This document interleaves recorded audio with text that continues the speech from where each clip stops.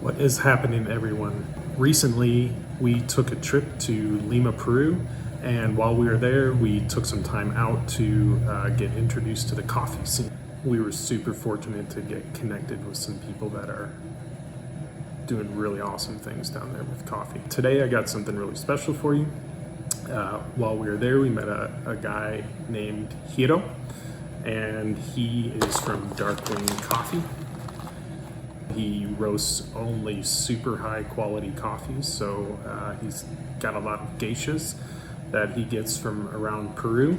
All Peruvian coffee down there. They're not taken from other countries. So he's got a few different honey geishas from Chenchamayo, and he's got a natural geisha, and I think that's what we're going to be roasting today, because we were fortunate enough, Heero hooked us up with a little bit of green coffee that he was going to roast.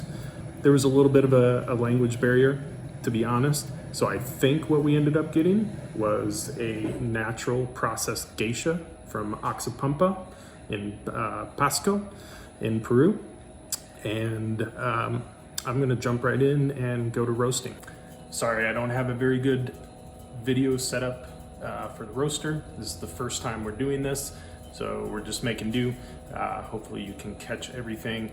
And again, big shout out to Heero in Peru. Thanks for the coffee. We're gonna give it our best. We have not used this machine to roast this quantity of coffee before. We usually roast a pound even. Right now we have 240 grams, which is less than half of what we normally do. So that does change the way that we're gonna approach this a little bit. So hopefully I've made my adjustments. And Heero gave us some tips on how to roast this coffee. We'll follow him a little bit, but I think I'm gonna try and do our own style to it too. But what I'm shooting for is first phase dry time, under 5 minutes or right around 5 minutes.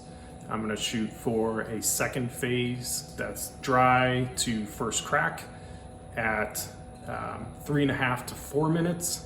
And then we're gonna go for like a 17% development after that. And I hope that gets us to right about 2 minutes after first crack, for a total time of 10.5 to 11 minutes. So right now we're letting the machine come down to temperature. We were up above, and we'll get going in just a second here. I'll talk when I can.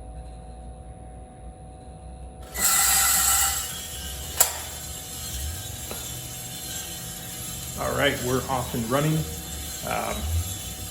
For anyone interested, we are charging at 365 degrees Fahrenheit, and we're gonna do a 30-second soak.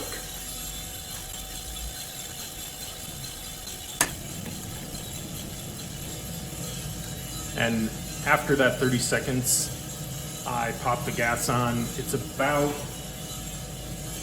65%, I wanna say.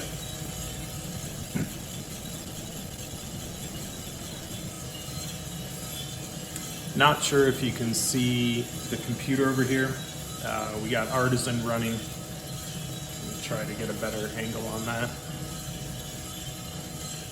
Nope, it's just making it worse. Okay. So we're just about to hit turning point on the Artisan software. So turning point at 1 minute, 12 seconds.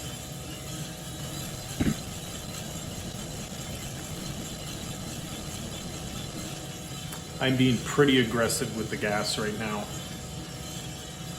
to try and get some energy built up in those beans, because I want to let it off at the end so we don't risk scorching the beans at all.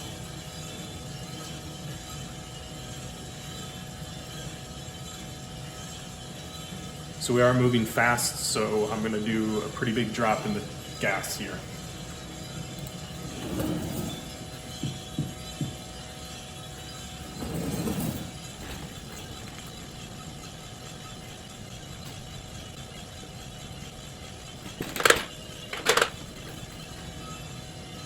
smells grassy, but spicy grass. It's delicious. There's tons of sugar on these.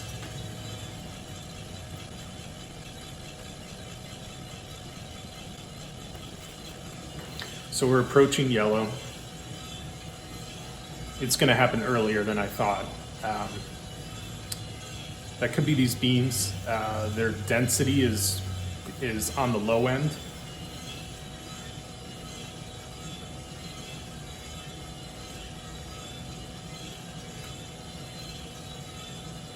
And it definitely has to do with how many, the quantity of beans that are in the roaster right now, which I'm just not used to. So I just called dry end. It happened at 3 minutes and 55 seconds. So way fast there. Now we're gonna look to get first crack out to about maybe 7.5 minutes.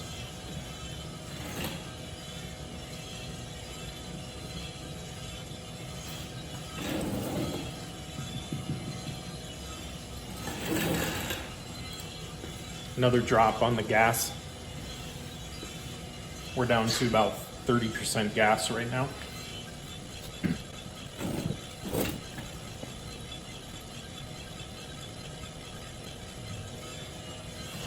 Okay, Heero did recommend to make 1 gas change for these beans. I normally do 2, but I think I am gonna take him up on his 1 change this time, and we're gonna do it right now.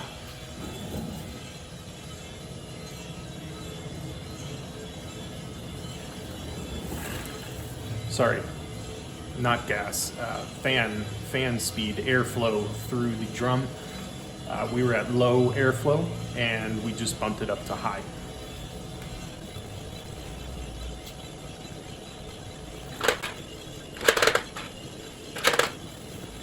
Starting to get into like baked cookies, maybe.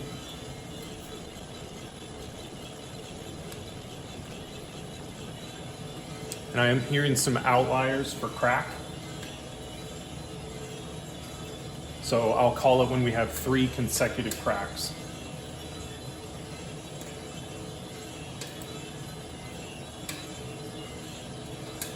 And there we are, first crack. Called it 6:45, so we didn't quite get 3 minutes on that.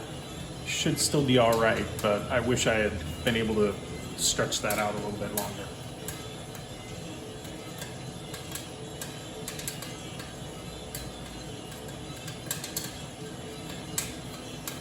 Can definitely hear it's popping like crazy. That's the sign of a good bean.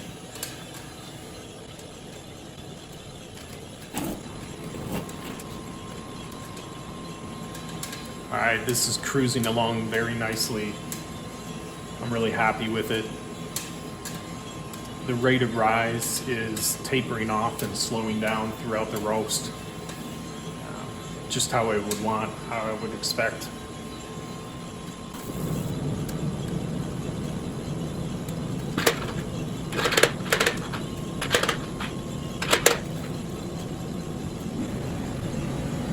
Okay, we're gonna go just a few seconds more here.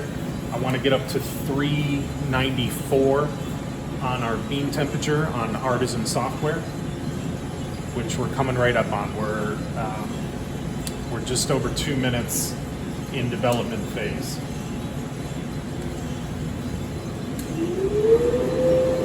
Got the cooling fan on, and here we go.